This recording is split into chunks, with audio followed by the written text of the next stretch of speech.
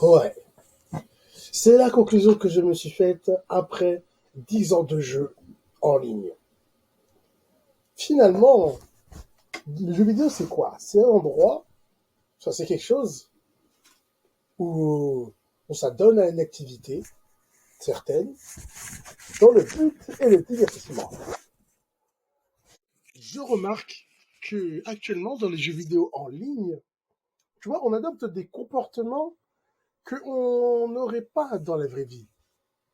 Que ce soit, par exemple, ça dépend le type de jeu. Mais en général, tu vois, dans les jeux où il y a des plateformes un peu sociales, tu peux discuter avec les gens, ça veut dire envoyer des messages. On est plus amené à être nous-mêmes, à être sincère et à faire ressortir les habitudes ancrées en nous par le quotidien de la vraie vie. Tu vois, le jeu vidéo, tu vois, ça en ligne, ça concentre réellement les gens qui sont intéressés par quelque chose, je trouve. Tu vois, ça peut être, oui, pour se défouler, par exemple, pour faire autre chose que tout le temps le travail ou l'activité intellectuelle.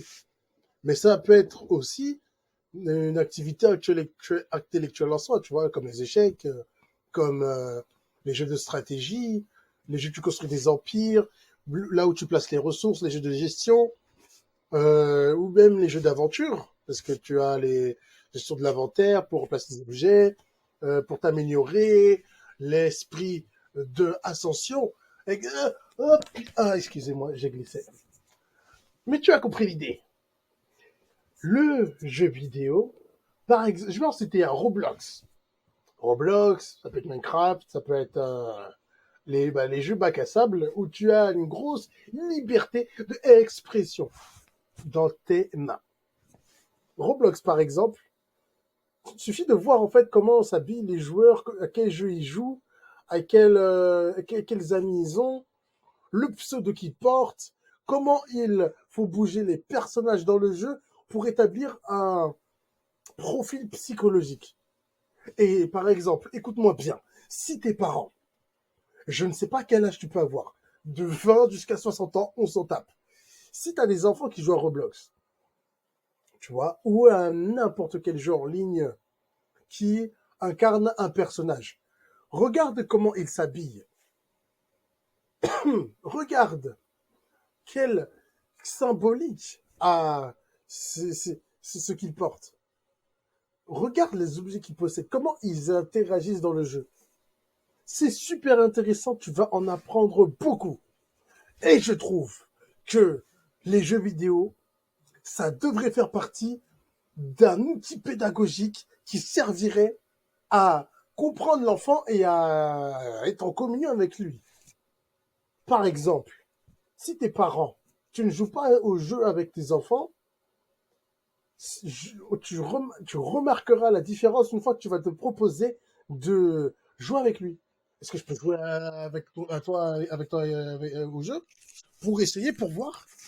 Et là, tu vas comprendre l'enfant. Je te promets. En plus, les jeux vidéo existent depuis longtemps maintenant. Mais aujourd'hui, ça prend une place dans le quotidien. C'est vraiment un peu comme, t'as vu, tu te laves, tu te brosses les dents, tu dors, tu manges et tu joues, ou tu travailles. Ça fait partie de ces grandes tâches que nous faisons tous les jours. Enfin, tâches ou plutôt activités. Donc, prenons-le en compte. À quel jeu joue la personne pour, pour pouvoir appréhender ce qu'elle est. Tu vois, il y en a qui jouent pas aux jeux vidéo parce qu'ils ont pas le temps, parce que bon, ils ont pas que ça à faire, c'est une perte de temps effectivement. Mais tu vois, même rien que là, on peut établir le pourquoi du comment, pourquoi il a le temps de jouer, pourquoi si ça donne-t-il à cette activité précisément. Et chacun d'entre nous, en dehors des jeux vidéo, on a une activité à laquelle nous adonnons qui fait partie de notre identité, qui nous forge. Après, reste à savoir comment on établit, tu vois, un plan à partir psychologique. Mais je trouve qu'en gros, les jeux vidéo, c'est un excellent moyen de savoir à quelle personne on s'adresse. Je trouve.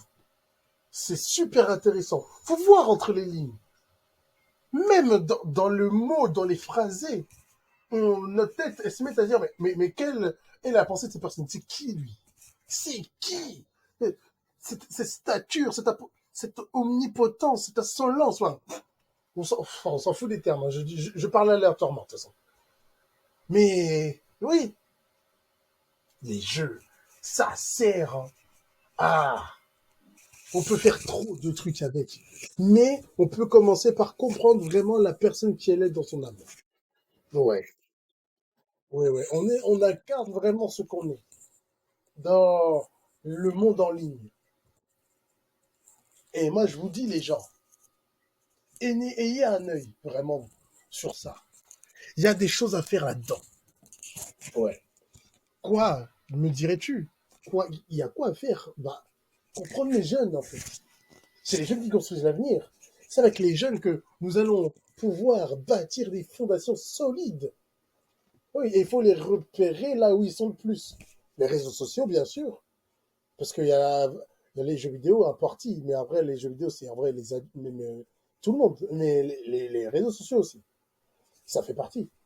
Ah, c'est un énorme gibier dans lequel il faut chasser et trouver les gens pour leur parler et ensuite les réunir pour faire des trucs. De toute façon, c'est toujours ça. Moi, mon but dans cette chaîne YouTube, c'est que je réunisse plein de domaines différents. On s'en tape. Tu vois, je ne suis pas quelqu'un qui est spécialisé dans un truc, même si j'ai plus j'ai plus des attirances pour certaines activités que d'autres. Mais voilà, c'est une généraliste dont on parle de tout. Mais là, j'avais envie de vous mettre le nez dans les jeux vidéo et les jeunes. C'est parce qu'il y a une corrélation. On peut vraiment comprendre quel est le... Si tu vois, s'il y a un problème, on peut le voir dans le jeu vidéo. Je te promets, c'est une fenêtre de tir à l'âme de la personne. Tu vois, parce que avec le personnage, on choisit comment on s'habille, ça a une certaine symbolique, on choisit les mots qu'on utilise, ça a une certaine symbolique, les réactions qu'on a, quel jeu on joue, si c'est stratégique, si c'est juste pour le défouloir, l'esprit de compétition, l'esprit de construction, de comment ça s'appelle, quel autre jeu, ouais, de simplement s'incarner dans un autre monde. Tout ça, tu vois, même le fait de s'incarner dans un autre monde, ça dit quelque chose sur ta perception de la vraie vie. Même si, en vrai, il y a, entre vraie vie et réalité virtuelle, c'est juste la réalité virtuelle, c'est qu'un bras dans la vraie vie. Bon, quel corps. Bref, voilà. Faites attention à ça. Soyez attentifs à là où les jeunes sont. Ainsi, on sait où on va à l'avenir. Voilà, c'est tout ce que je voulais te dire, mon ami. Allez, et à bientôt, mon gars. Ou ma fille. Non, pas ma femme. Vas-y, de toute façon, je trouverai bien des moyens de saluer. Hein. Ouais. Allez hop, ciao les gars.